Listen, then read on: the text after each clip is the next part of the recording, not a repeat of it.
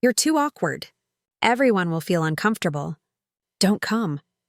My mother's words replayed in my mind as I sat on the floor of my Denver apartment, travel magazines scattered around me.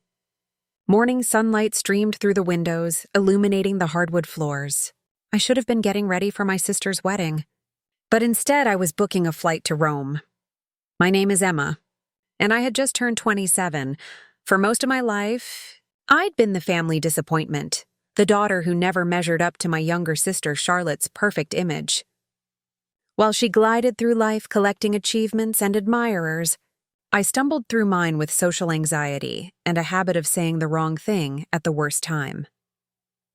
The phone call from my mother came 3 days earlier, delivered in that particular tone she reserved just for me. Part exasperation, part embarrassment. Charlotte was marrying Ryan, a tech entrepreneur whose family owned multiple companies across California. The wedding would be a lavish affair at a historic vineyard in Napa Valley, with 200 guests in designer clothes, sipping champagne that cost more than my monthly rent. "We've discussed it as a family," my mother had said, her voice tight. "Charlotte's concerned about the impression you'll make. You know how you get at social events, Emma. The stammering, the awkward silences. Ryan's family is very particular about appearances, and this day needs to be perfect." I had wanted to argue, to defend myself, to point out that I was her daughter too. But the words caught in my throat the way they always did when I tried to stand up to her. Instead, I whispered, "I understand," and ended the call before the tears started. My best friend Maya found me crying in my cubicle at the marketing firm where we both worked. She listened to the whole story while rubbing circles on my back, her face growing more indignant with each detail. "That's absolutely cruel," she said firmly. "You're her sister. You should be there." "Maybe they're right," I murmured, wiping my eyes. "I am awkward. I do make people uncomfortable. Stop that right now." Maya gripped my shoulders, forcing me to meet her eyes. "You're thoughtful and kind. Just because you're not loud and flashy like Charlotte doesn't mean you're less worthy." But Maya's words couldn't erase a lifetime of feeling like I didn't belong in my own family. My father, a successful corporate attorney, had always been distant, more interested in his golf game than his daughters. My mother, obsessed with status and appearances, had poured all her attention into Charlotte, the daughter who reflected well on her. And Charlotte herself had learned early that pushing me aside earned her more spotlight. So instead of fighting for my place at a wedding where I wasn't wanted, I made a different choice. I booked a flight to Rome, departing the morning of Charlotte's wedding. I would spend the day wandering through ancient ruins, eating gelato at sidewalk cafes, and pretending I was someone else, someone confident and free. My phone buzzed with a text from my mother. "Charlotte wants to make sure you're not planning to show up uninvited." "Please confirm," I typed back. "I'll be out of the country." "Have a beautiful day." There was no response, no attempt to convince me otherwise, no last-minute change of heart. Just silence, which told me everything I needed to know. I purchased my plane ticket that evening, watching my savings account dwindle as I clicked the confirmation button. It was impulsive and expensive, but the idea of being an ocean away when my sister married into wealth and status felt necessary for my survival. Maya helped me plan the trip, her enthusiasm gradually lifting my spirits. We mapped out museums, restaurants, historic sites. She insisted I buy a new dress, something beautiful that would make me feel special, even if I was alone. "You deserve to have your own celebration," she said as we shopped. "Who cares about some stuffy wedding? You'll be in Rome." The night before my flight, I packed carefully, folding the emerald green dress Maya had helped me choose, adding a worn paperback I'd been meaning to read. I included a small journal, thinking maybe I would document this trip, this act of choosing myself for once. As I zipped my suitcase closed, my phone lit up with a notification. It was an Instagram post from Charlotte, a photo of her and Ryan looking radiant, with a caption about their upcoming wedding and eternal love. The comments were flooded with heart emojis and congratulations. I closed the app quickly, my chest tight with an emotion I couldn't quite name. It wasn't jealousy exactly, though there was a trace of that.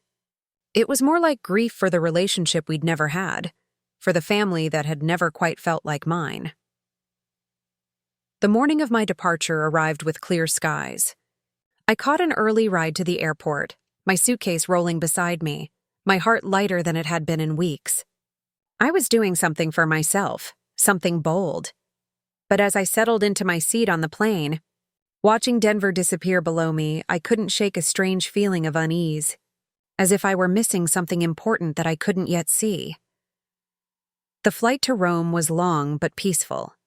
I watched 3 movies, dozed against the window, and tried not to check the time constantly. Somewhere over the Atlantic, Charlotte would be walking down the aisle in a dress that probably cost more than my car.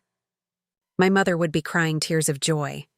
My father would be standing proud, and I was 30,000 feet in the air, running away. I arrived in Rome as the sun was rising, painting the city in shades of gold. The taxi driver spoke broken English and pointed out landmarks as we drove. The city was more beautiful than I had imagined, all ancient architecture and bustling piazzas. After checking in and showering, I changed into comfortable clothes and headed out. The wedding would be happening in about 6 hours. I planned to be deep in the Colosseum by then, surrounded by history and tourists, too distracted to imagine what I was missing. The morning passed in a pleasant blur. I wandered through the Roman Forum, taking photos. I stopped at a cafe where the woman behind the counter smiled warmly at my terrible Italian and gave me an extra pastry with my coffee. But underneath the surface pleasure, there was a hollow ache. I kept thinking about Charlotte, wondering if she had noticed my absence, if anyone had asked where I was. Probably not. My mother had likely told everyone I was sick or busy with work. It would be easier than admitting they had uninvited me. Growing up, Charlotte and I had been different from the start. She was born beautiful, with our mother's delicate features and naturally perfect hair. She was charismatic, able to charm adults and make friends effortlessly. I, on the other hand, had inherited my father's height and plain features. I was clumsy at social gatherings, more comfortable with books than people. Our mother made no secret of her favoritism. Charlotte got the best clothes, the bigger bedroom, the first choice of everything. When I tried to object, my mother would sigh and say, "Don't be difficult, Emma. You know Charlotte has more opportunities." We're just being practical. The opportunities she referenced were modeling auditions, pageants, and social events where Charlotte's looks could be displayed. I was expected to fade into the background, to be grateful for hand-me-downs and whatever attention was left over. The only person who had ever made me feel valued was my grandmother on my father's side. She lived with us during my childhood and saw how the family dynamics hurt me. She would take me on special outings, just the 2 of us, and tell me I was smart and interesting. "Don't let them make you small," she whispered to me once. "You have your own light, Emma. Don't let anyone dim it." She died when I was 15, and I felt like I lost my only ally. After that, I retreated further into myself, counting down the days until I could leave for college. When I finally did, moving into a dorm 3 hours away, I felt like I could breathe for the first time. But even distance didn't erase the patterns. Charlotte still got the praise, the attention, the love. I got obligation and disappointment. Ryan had entered Charlotte's life 8 months ago. They met at a tech conference where she was working as a brand ambassador and he was networking. My mother had been thrilled. A wealthy man from a prominent family, exactly what she'd been grooming Charlotte for. I had met Ryan only once at a family dinner. He was handsome in a generic way, with practiced charm and a firm handshake. He barely acknowledged me, focusing all his attention on Charlotte and my parents. When I tried to join the conversation, he looked at me with confusion, as if he'd forgotten I existed.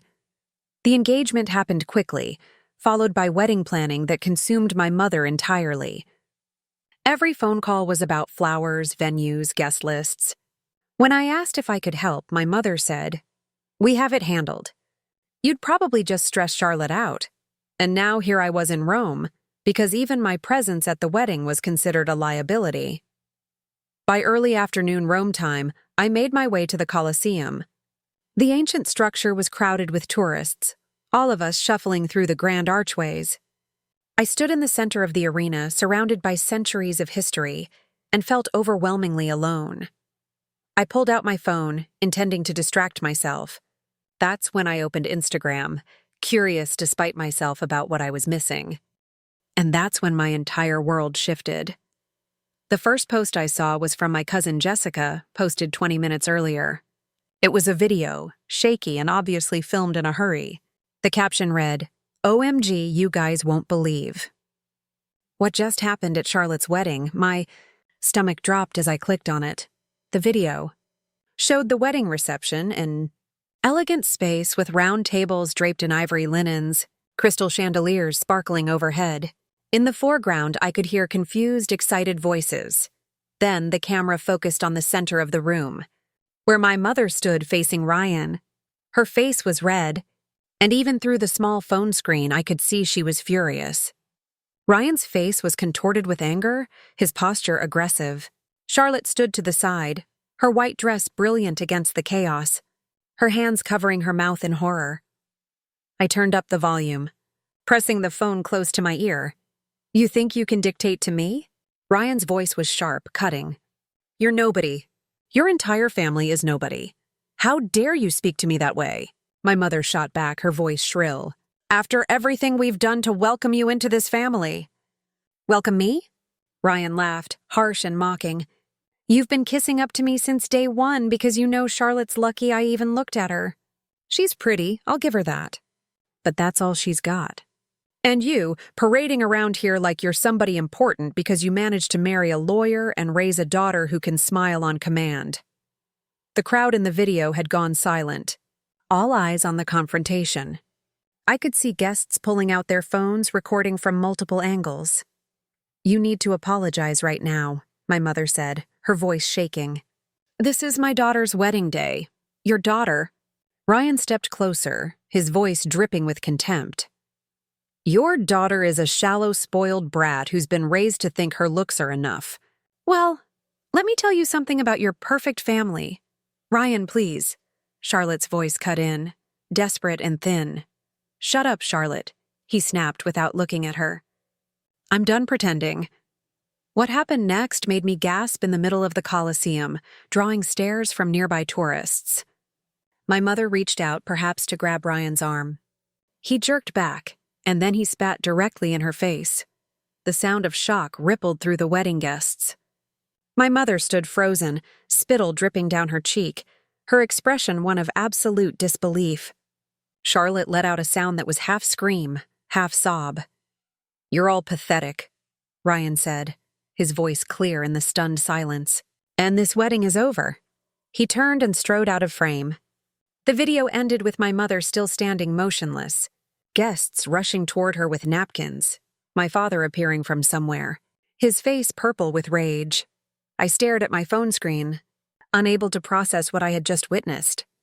My hands were shaking. I clicked on the comments, which had already multiplied. "This is insane. Did he really just spit on the bride's mom? Wedding of the year for all the wrong reasons." I searched for Charlotte's account. She had posted nothing new, but dozens of people had tagged her in the video, which was spreading rapidly. I found 3 more versions from different angles, each showing the same horrifying moment. My phone rang, making me jump. It was Maya. "Emma, are you seeing this?" she said as soon as I answered. "It's everywhere. I just watched it," I said, my voice strange to my own ears. "Maya, he spat on my mother in front of everyone. It's already going viral. This is going to be huge." I felt dizzy.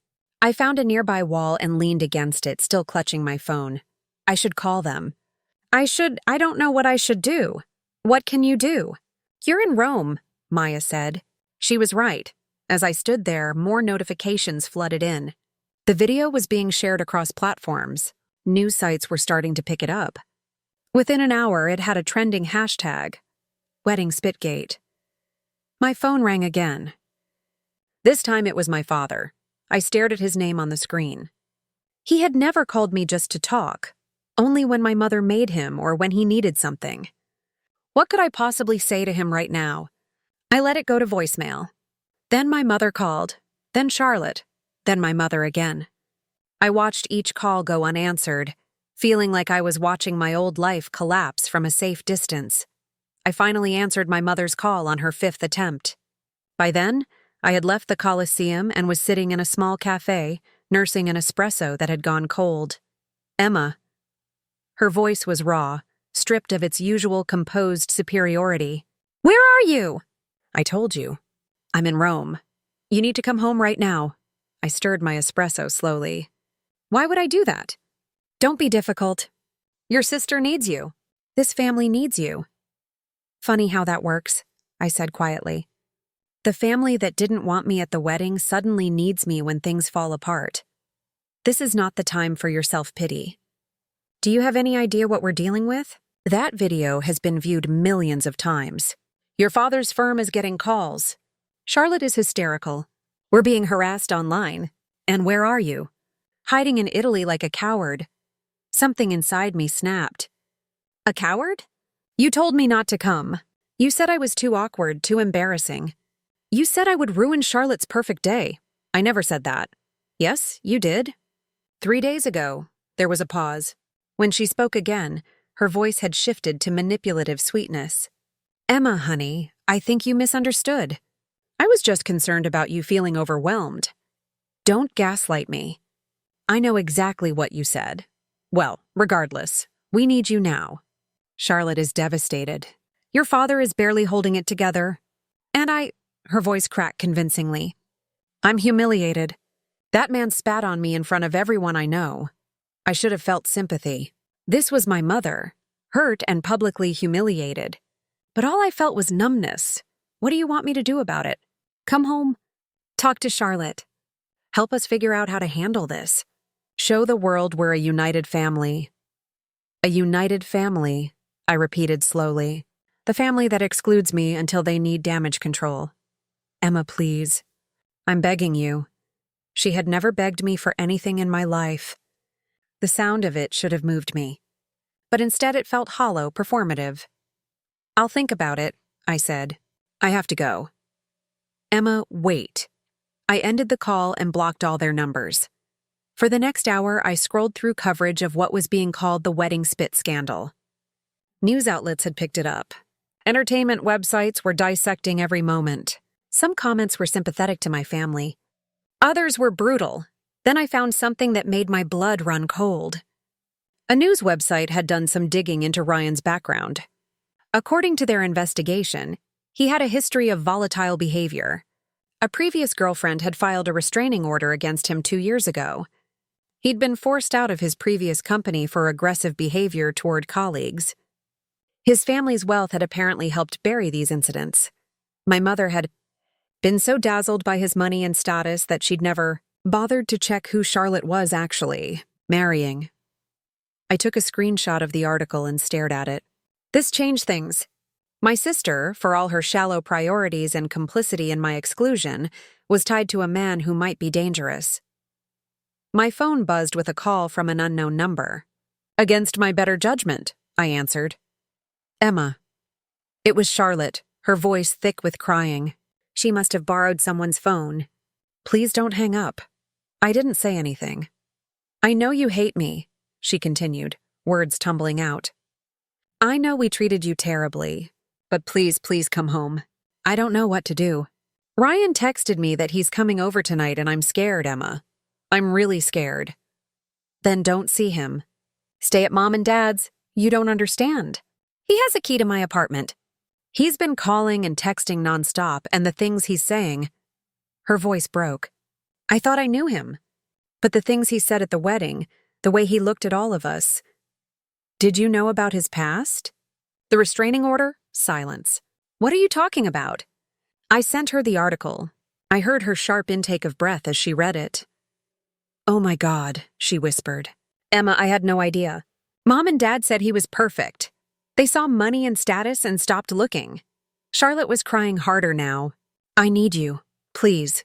I know I don't deserve your help, but I'm your sister. I closed my eyes, wrestling with competing emotions. Part of me wanted to tell her to figure it out herself. But another part, the part that remembered us as children before everything got complicated, couldn't ignore her fear. I'll see what I can do, I said finally. But Charlotte, I'm not coming back to play happy family and pretend everything is fine. If I come back, things are going to be different. Anything. Just please help me. After we hung up, I sat for a long time watching Roman street life flow past my cafe table. Couples holding hands, tourists studying maps, locals hurrying home from work. I pulled up flight information. There was a flight leaving tomorrow morning that would get me back to Denver by evening. It was expensive to change my ticket, but I had my credit card. As I booked it, I felt something shift inside me. I was going back, but not as the embarrassed daughter trying to make herself smaller. I was going back with information, with leverage, with a clearer view of exactly who my family was. And maybe, just maybe, I was going back to finally stand up for myself. When I landed in Denver, it was raining. I took a rideshare directly to my parents' house, a sprawling ranch-style home in an upscale suburb where every lawn was manicured and every car was expensive. My mother answered the door looking haggard. Her usually perfect hair was pulled back messily, and she wore no makeup. For the first time in my life, she looked old. "You came," she said, and there might have been genuine relief in her voice. "Where's Charlotte?" "Upstairs. She hasn't left her room since yesterday." I walked past her without waiting for an invitation. The house looked the same as always, tastefully decorated, immaculate, cold. I climbed the stairs to Charlotte's childhood bedroom and knocked. "Charlotte, it's Emma." The door opened immediately. My sister looked terrible. Her eyes were swollen from crying, her hair tangled. She was wearing sweatpants and an old t-shirt. I had never seen her look so undone. "You're really here," she said, and then she hugged me. I stood stiffly at first, but her shoulders were shaking with sobs. And despite everything, she was still my sister. My arms came up slowly and patted her back. "Come in," she said, pulling away and wiping her eyes. "I need to tell you everything." We sat on her bed and she showed me her phone. Ryan's messages were a disturbing mix of rage and manipulation. Some called her worthless and stupid. Others apologized profusely and begged for another chance. Some were threatening in vague, unsettling ways. I felt cold reading them. "Have you responded?" I told him to leave me alone. That made him angrier. "You need to go to the police.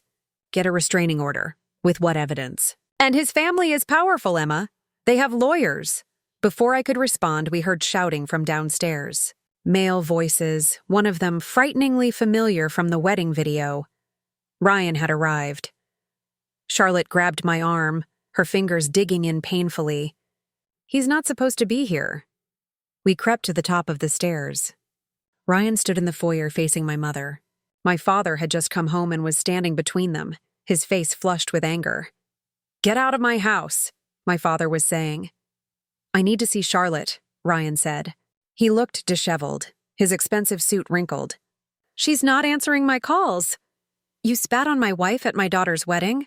You have 10 seconds to leave before I call the police." Ryan laughed, and the sound made my skin crawl. "The police? And tell them what? You assaulted her." "Is that what she's calling it?" Interesting, since she grabbed me first. "I was defending myself." "That's a lie," my mother shrieked. "Be careful," Ryan said, his voice dropping to something dangerous. "You might want to watch what you say. My family has very good lawyers." I pulled out my phone and started recording, angling it to capture the scene below. "Are you threatening us?" my father asked. "I'm stating facts. What people don't see is what led up to that moment. What your wife said about my family." "I never," my mother started. "You absolutely did. You spent months making little comments about how we should be grateful. But here's the thing. None of that matters now. Charlotte and I are married, legally married, and I want to see my wife." "The marriage isn't valid," my mother said quickly. "You walked out before signing the papers," Ryan smiled. "Actually, we signed the marriage license that morning at the courthouse. So yes, Charlotte is legally my wife." The words hit like a physical blow. Beside me, Charlotte made a small, wounded sound. "You said we would do it at the wedding," she whispered to me. "He said it was just a formality." My mind raced through the implications. If they were legally married, everything became more complicated. Unless an idea was forming. I handed my phone to Charlotte, still recording, and whispered, "Keep filming." Then I walked downstairs. "Who the hell are you?" Ryan asked when he saw me. "I'm Emma, the other daughter. The one who wasn't important enough to invite to the wedding?" My parents stared at me like I'd appeared out of thin air. "Emma, go back upstairs," my father said. "No, I want to hear what Ryan has to say." I turned to him, keeping my voice calm. "You're right that my mother can be difficult. But spitting on her, that was quite a choice. She pushed me too far." "By saying what exactly?" He hesitated. "She insulted my family." "Can you be specific?" "Because there are a dozen videos of that incident and the audio is pretty clear. You weren't there." "You're right. I wasn't there because my mother told me not to come. Because I'm awkward and embarrassing." I let that hang in the air. "But here's what I do know. I know about Jessica, your ex-girlfriend.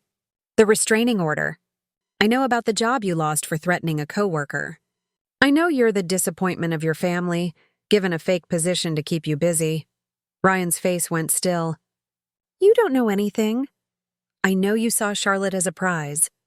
I know you love-bombed her, isolated her, made her dependent on your approval. Classic abuser tactics. I love Charlotte. You love controlling her. There's a difference." I pulled out my phone and showed him screenshots of his text messages. "These don't read like love." He lunged toward me and my father immediately stepped between us. "Don't you dare touch her. Get out of my way. No. You're leaving now." Ryan looked around at all of us. His face twisted with fury and panic. "Charlotte!" he shouted toward the stairs. "Charlotte, get down here." "She's not going anywhere with you," I said calmly. "In fact, she's filing for an annulment based on fraud. You lied about your background. You manipulated her into a courthouse marriage without proper disclosure. You can't do this. We can and we will. And if you come near her again, we'll file for a restraining order. This time it will be very public." Ryan's hands clenched into fists. For a moment, I thought he might actually hit someone.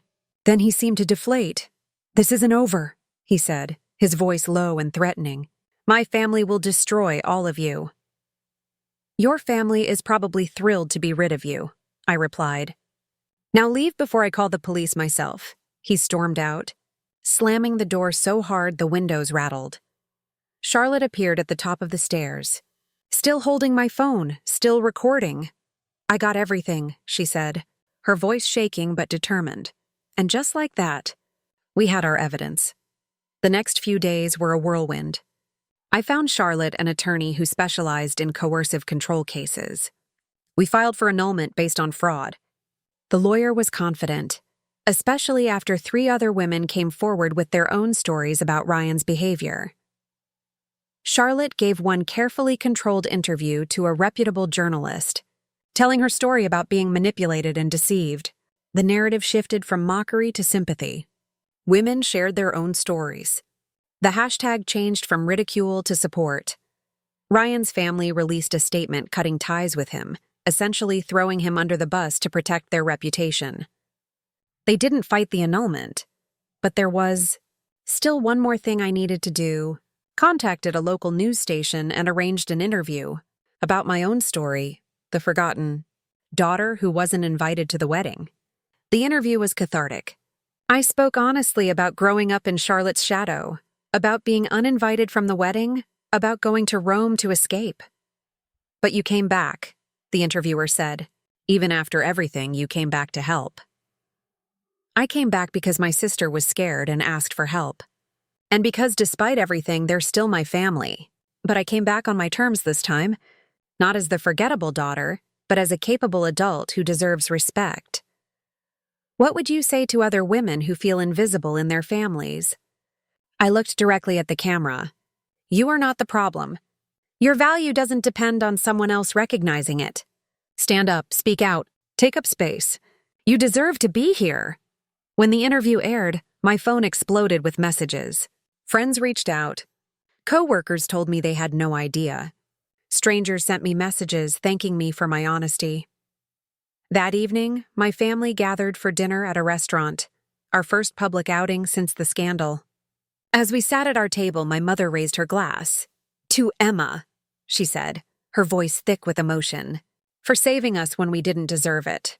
"To Emma," the others echoed. I raised my own glass, meeting each of their eyes. "To second chances. And to doing better." We clinked glasses, and for the first time in my memory, I felt like I actually belonged at this table. 3 months later, I stood in a conference room in downtown Denver, watching as a dozen women found their seats. This was the third meeting of the support group I had started, a space for women dealing with family rejection and favoritism. My family was changing, slowly but genuinely. My mother was in therapy. My father was making an effort to be present. Charlotte and I were rebuilding our relationship, having real conversations for the first time. The annulment had been finalized. Charlotte had moved into her own apartment and gone back to school. Ryan had quietly disappeared into obscurity, his social media deleted, his reputation destroyed. I had also started speaking at events, sharing my story at conferences about family dynamics.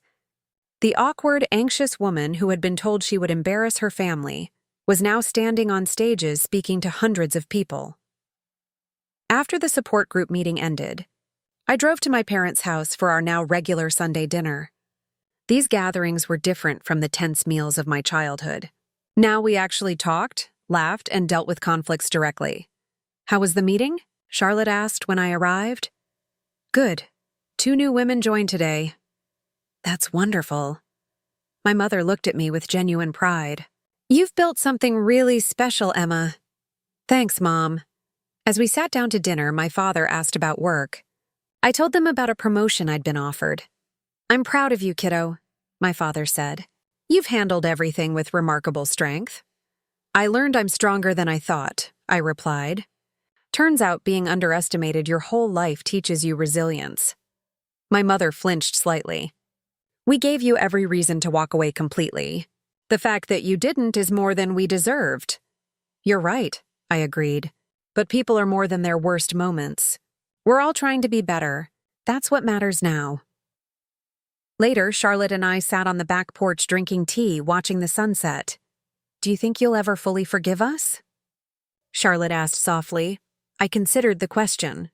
"I think forgiveness is a process, not a destination." "I'm working on it. That's fair." She paused.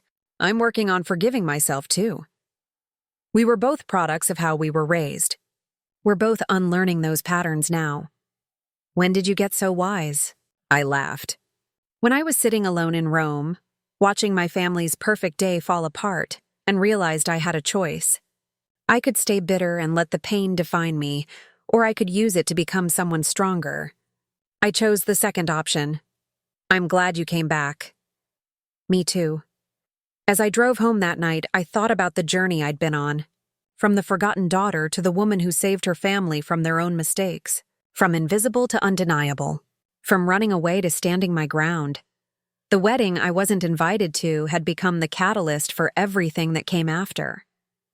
It had cracked open the perfect facade my family had maintained for so long. And in the wreckage, we had found a chance to build something more honest. I had spent 27 years trying to make myself smaller to fit into my family's narrative. Now I was done shrinking. I was done apologizing for taking up space. I was Emma, and I was finally fully visible. And that was the sweetest victory of all.